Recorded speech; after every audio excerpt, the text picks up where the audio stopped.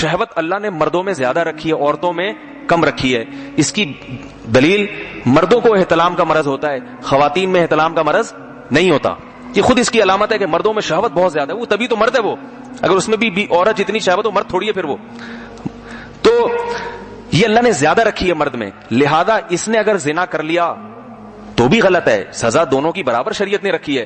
لیکن اس کا زنا کر لینا، اس کی کوئی لاجک بھی بنتی ہے کہ اس کی طبیعت میں کیا ہے، عورت کی طرف میلان بہت زیادہ ہے، جبکہ عورت کسی مرد کی طرف گئی ہے حالانکہ اس میں شہوت کم ہے. اس کی میں مثال دیتا ہوں. دیکھو ایک آدمی کو بہت سخت بھوک لگ رہی ہے، اس نے ایک روٹی چرا کے کھا لی، یہ بھی برا عمل ہے.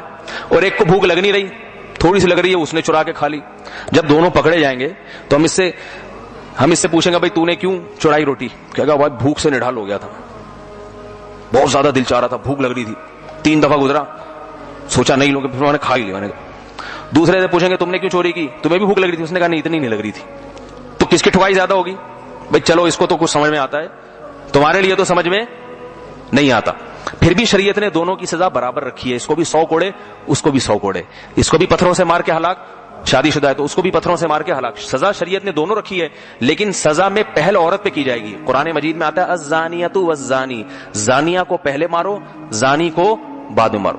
تیسری چیز مرد اور عورت میں فرق یہ ہے کہ عورت کی طبیعت میں حیا اور شرم زیادہ ہے، جبکہ مرد کی طبیعت میں شرم نہیں ہوتی. جس کی طبیعت میں شرم زیادہ ہوتی ہے، حیا، وہ زنا سے زیادہ بچتا ہے. جس کی نیچر میں حیا کم ہے وہ زنا کی طرف زیادہ مائل ہوگا.